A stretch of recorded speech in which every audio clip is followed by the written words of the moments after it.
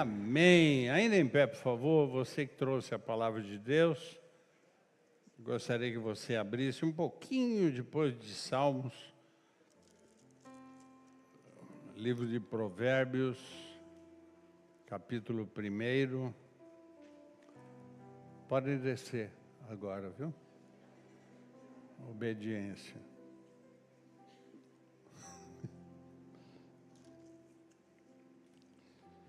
Provérbios capítulo 1, versículo 7.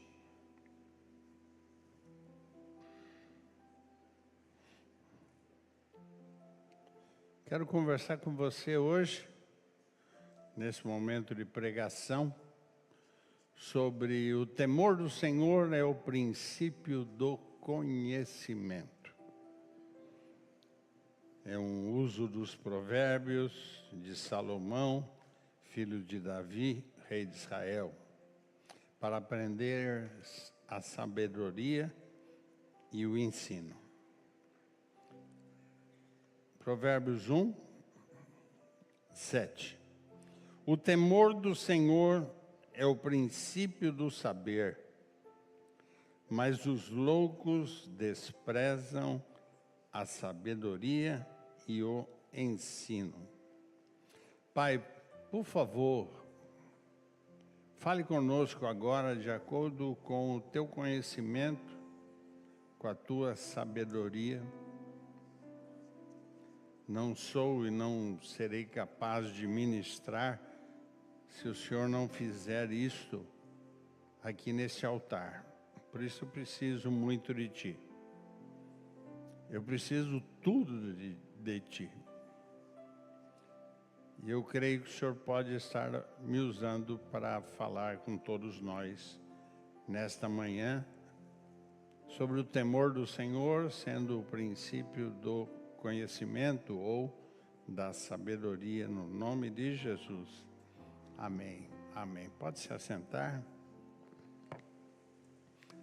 Queria pedir para você que você pudesse falar para 2 ou 3 pessoas, dizendo o seguinte: vai ser forte essa palavra hoje. Presta atenção, viu? Presta atenção, vai ser forte. Em nome de Jesus. Não pela qualidade do pregador, mas pelo Espírito Santo que está aqui nessa igreja, com a tua vida, com a minha vida, neste altar. Queridos, eu gostaria de começar falando sobre esse uso dos provérbios. O que separa líderes de seguidores.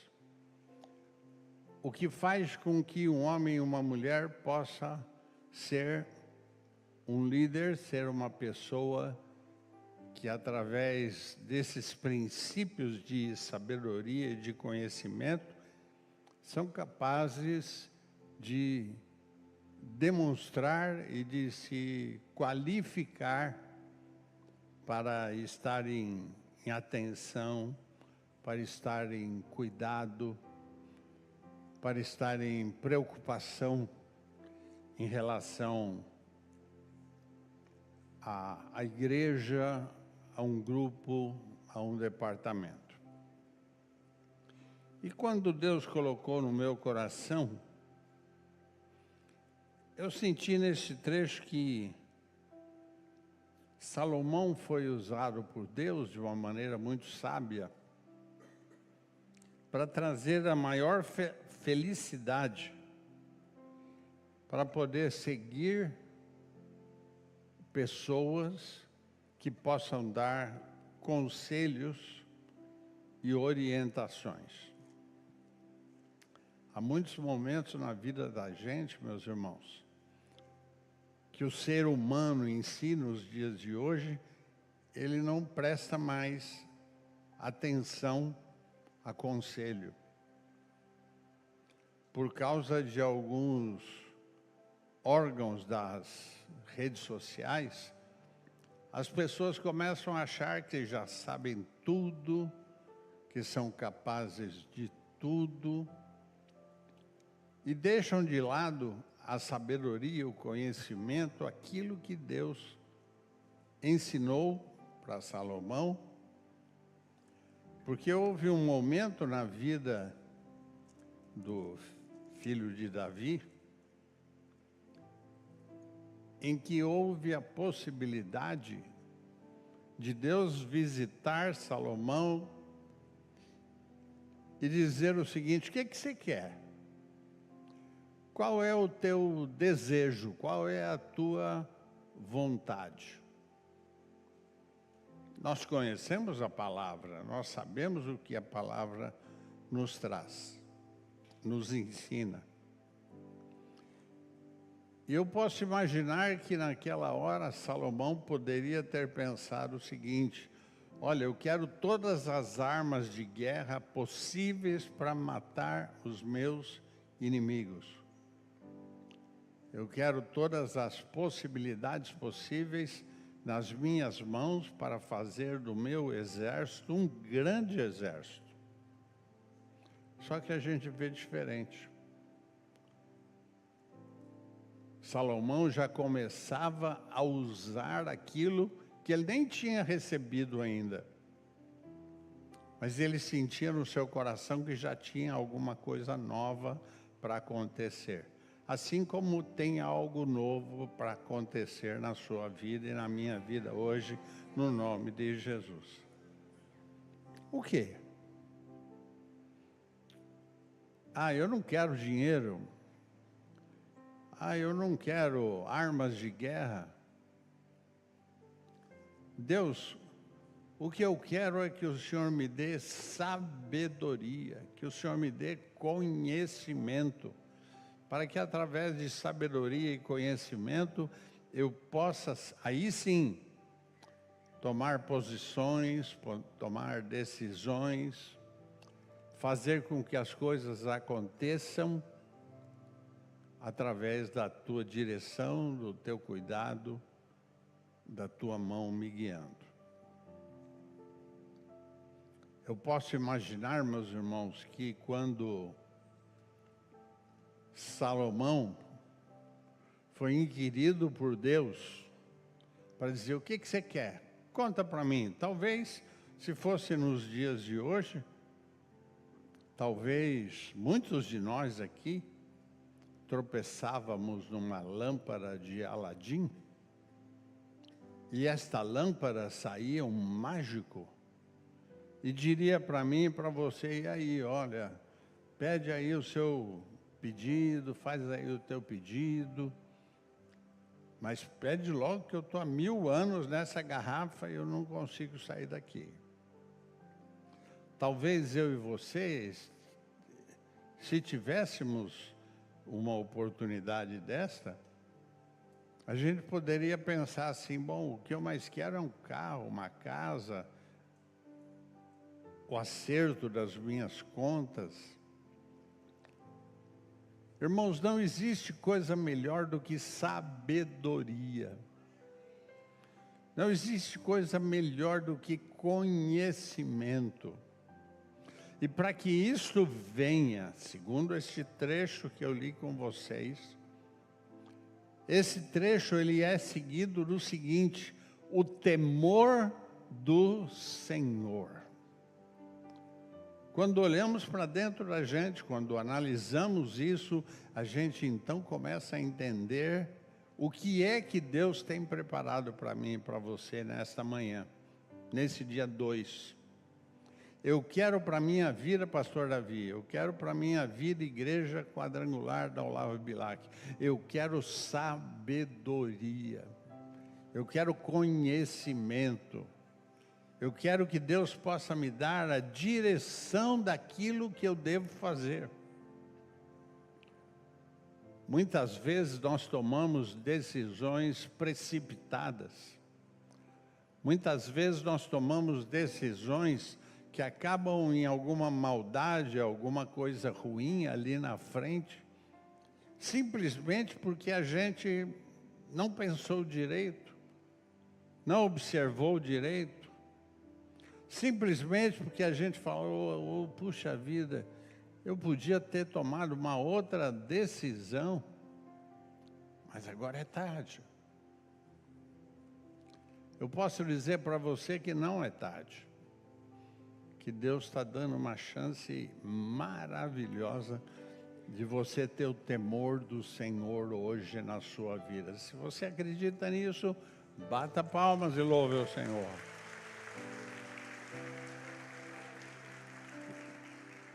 O temor do Senhor é o princípio do conhecimento. Aquele que teme ao Senhor é aquele que pode acreditar que é o início de tudo. Temor do Senhor, meus irmãos, não é uma religião. Temor do Senhor não é um cargo.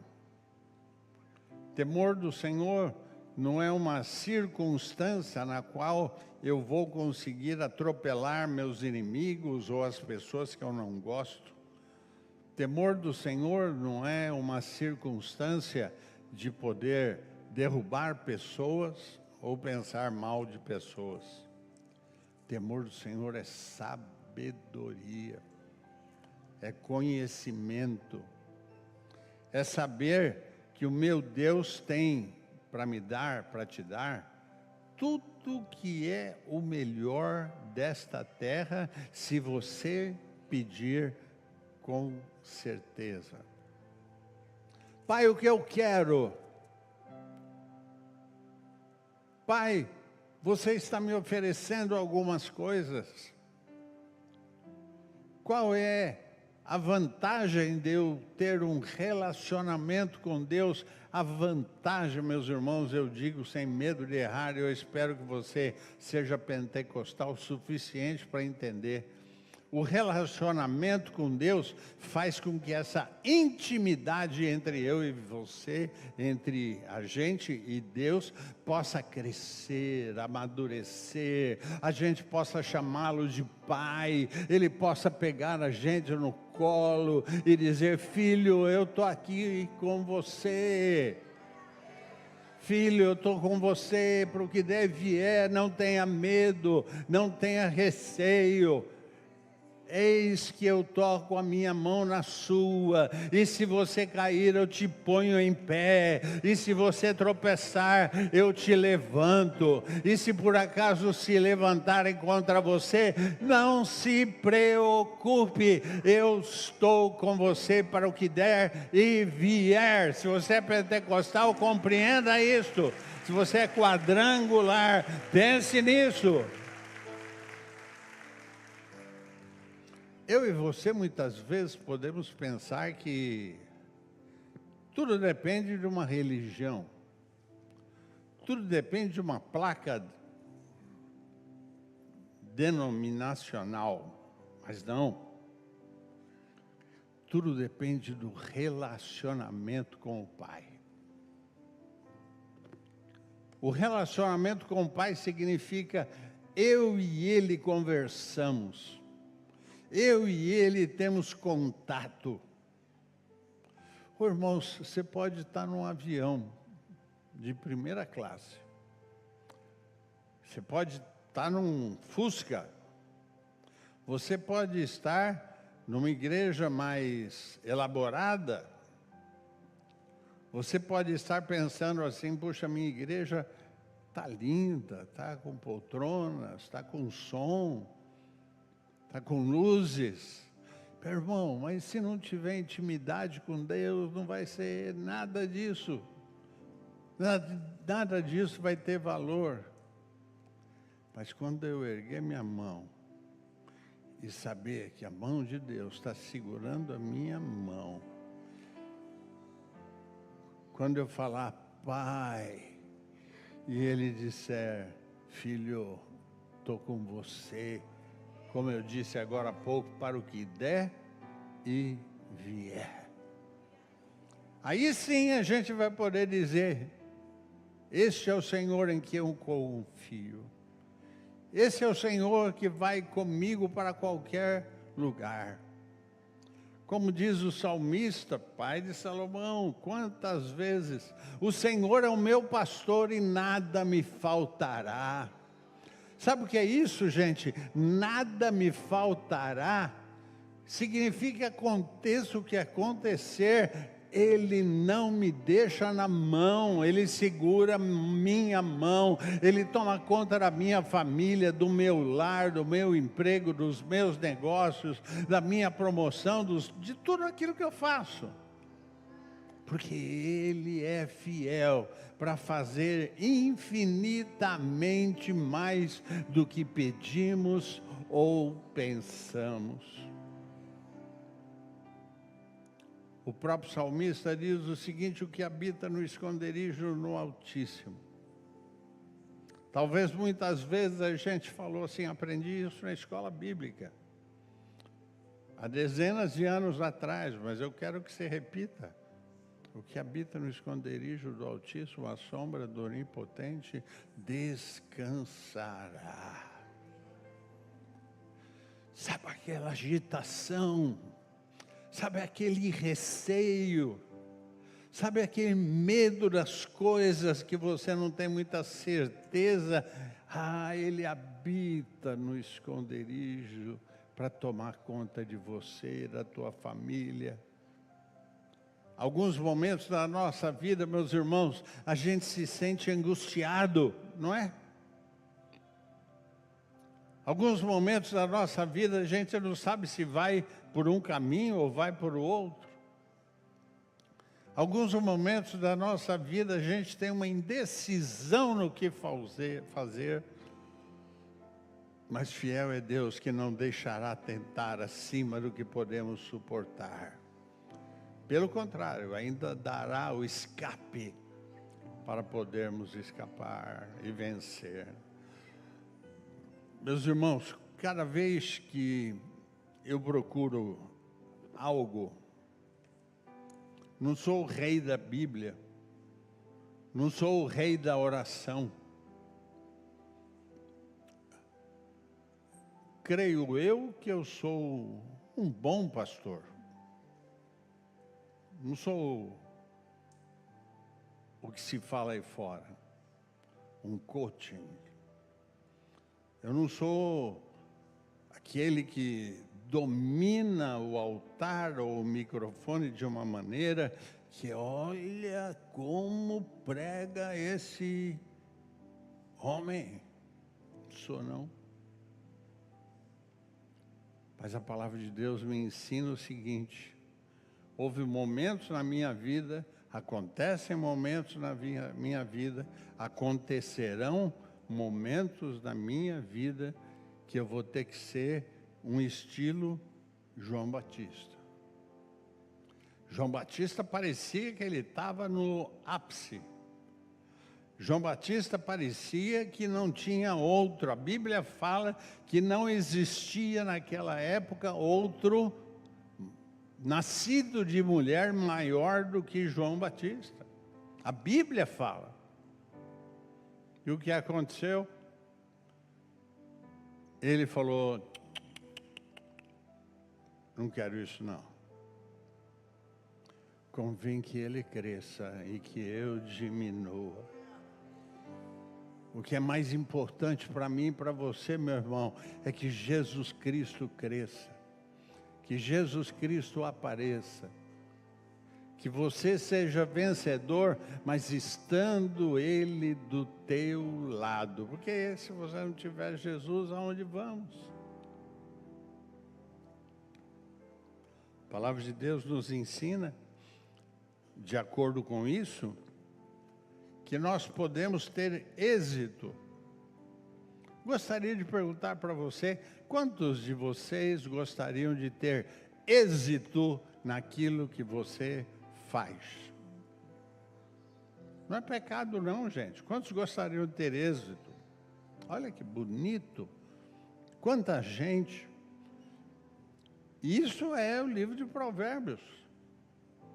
Você pode ter êxito naquilo que você faz, desde que você utilize uma coisa que eu consegui pegar esses últimos dias, que se chama inteligência aplicada.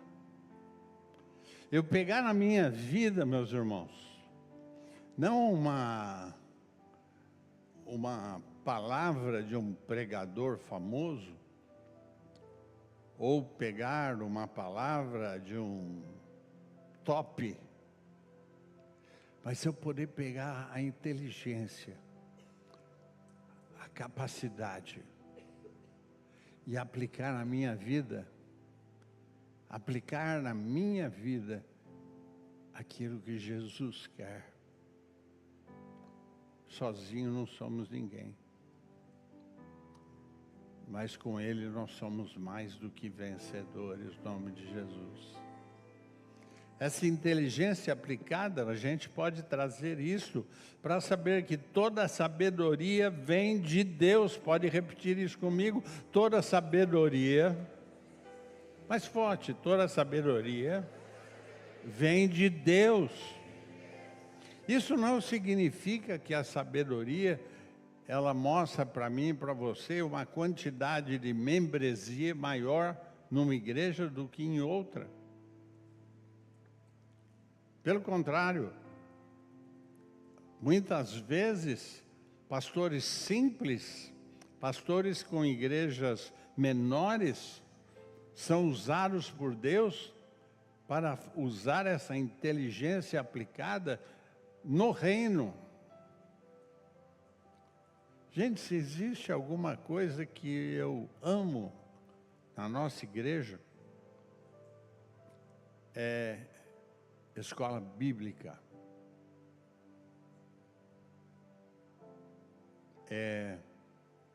grupos missionários, culto de ensino, fazer com que eu e você possamos crescer, amadurecer, e olhar para dentro da gente sabendo o seguinte: eu não sou nada, eu não sei nada, mas contigo eu sou mais do que vencedor. Pode falar isso para o teu irmão: eu não sou nada, eu não tenho nada, mas com Jesus eu sou mais do que vencedor. Muitas vezes, meus irmãos, o que está faltando em uma igreja, o que está faltando em um departamento, o que está faltando em você e em mim, é algo que eu chamaria de compaixão. A gente, muitas vezes, não tem compaixão uns dos outros. Muitas vezes eu e você, a gente prefere dar um escorregão e fazer a pessoa ficar mal. Temos que amar uns aos outros. Temos que saber que o meu irmão, quando entra nesta igreja, ele entra para receber paz. Ele entra para receber a bênção do Senhor, como diz a Bíblia, que enriquece e não acrescenta dores. Você sabe muito bem aonde está a nossa igreja. Praça Olavo Bilac, número 90. Imagine se nesse prédio que estão começando a construir agora aqui, se eu ouvisse o que eu ouvi há 2 anos atrás, que o prédio tinha sido vendido e ia ser construída uma igreja evangélica aqui. Aqui não, aqui do lado. Como que você ficaria? Você confia no pastor que você tem? Você confia no coral que você tem? Você confia nas pessoas que trabalham na igreja que você tem?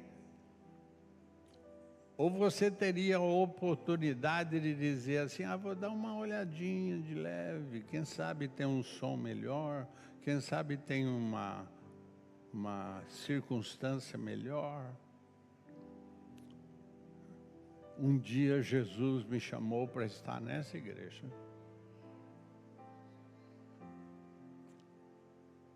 E já há 23 anos atrás, passados, eu sou pastor titular nessa igreja.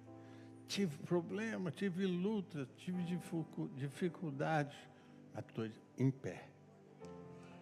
Estou vencedor. Meus filhos estão vencedores. Você deve ter notado que aquilo que eu falei em dezembro começou devagarzinho acontecendo. Estou fazendo algumas mudanças. De leve. Mas sabe por quê? A igreja já está mudando para melhor.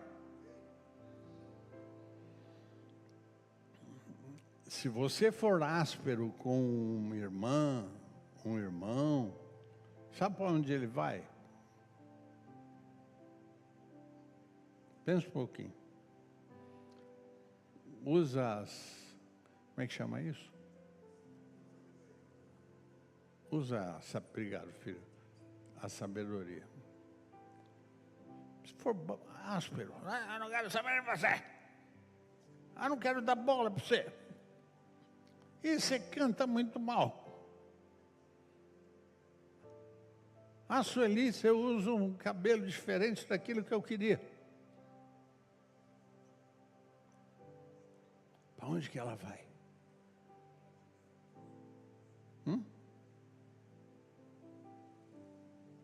Como é que você canta no altar da Olavo Bilac com essa barba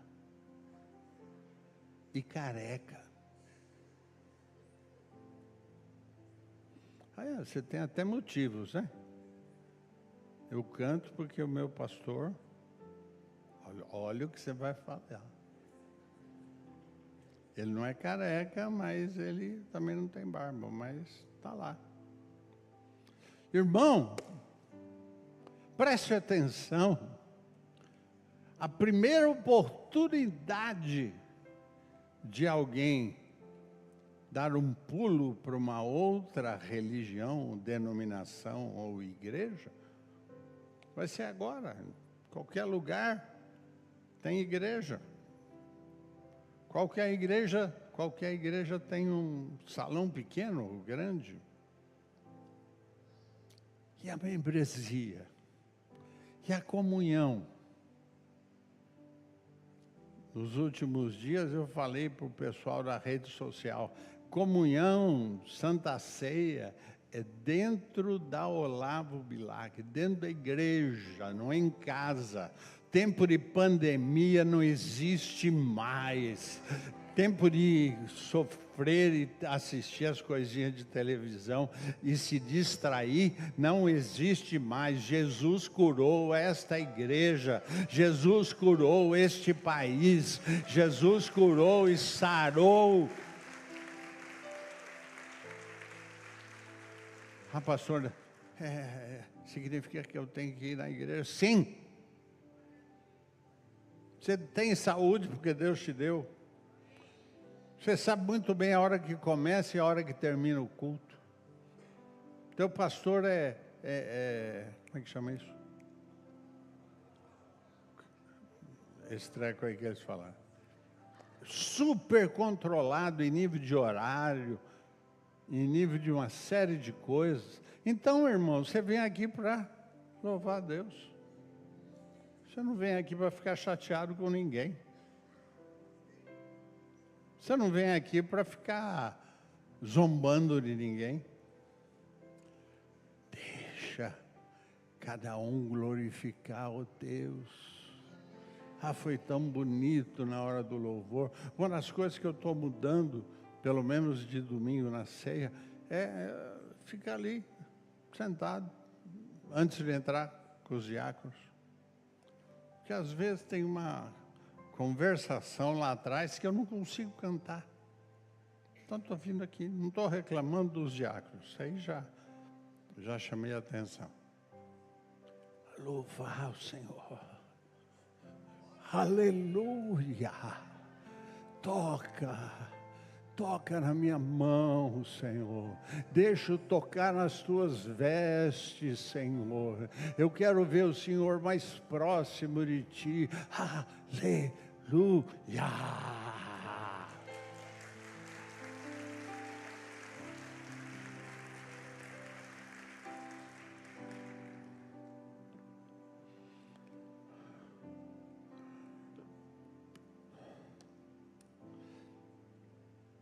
há muito tempo atrás, houve uma revolta no céu. Até os anjos se revoltaram. Até os anjos, guiados por Lúcifer, caíram. Essa igreja não vai cair nunca. Está firme nas promessas do Senhor. Um terço. Tem trechos que mostram que é um terço, tem trechos que fala mais ou menos. Eu estou preocupado não se é um terço, se é 2 terços, se é 6 terços, se é 0 terço. Terço, aliás, não é minha igreja. Terço é de outra igreja. Eu quero segurar nas mãos do Senhor. Se eu estiver doente, vem cá, Marcelo. Eu quero chegar perto do meu Senhor. E mesmo sofrendo, doente, não vai acontecer, mas eu quero tocar nas suas vestes. E quando eu tocar nas vestes de Jesus, Ele vai falar: para tudo. Os discípulos talvez pensassem assim: poxa, por que para? Alguém me tocou. Alguém me tocou. Os discípulos, que eram os discípulos, falaram assim: mas está todo mundo te tocando, mulher. Homem. Está todo mundo te tocando, está cheio de gente aqui. Não, tocou diferente, porque saiu poder de mim. Saiu poder. Irmão, irmã, quando alguém tocar você, que não saia maldade, que não saia bico, mas que saia poder. Quando você olhar alguém, você vai ver, ali tem poder. Ali tem unção. Toma liberdade, meu irmão, minha irmã, de pedir que a tua mão possa tocar na veste, no vestido não, cuidado, mas na veste, a camisa ou blusa de alguém que está aí próximo. E diga: está saindo o poder da minha vida para te abençoar. Você pode falar isso: está saindo o poder da minha vida para te abençoar. Quando Jesus estendeu a sua mão, eu era pobre, perdido, sem Deus, sem Jesus. Jesus estendeu a sua mão. Quando Ele estendeu a sua mão para mim, eu era perdido, Sem Deus. sem Jesus. Quando Ele estender a sua mão para mim. Pode cantar comigo, com eles? Quando Jesus estender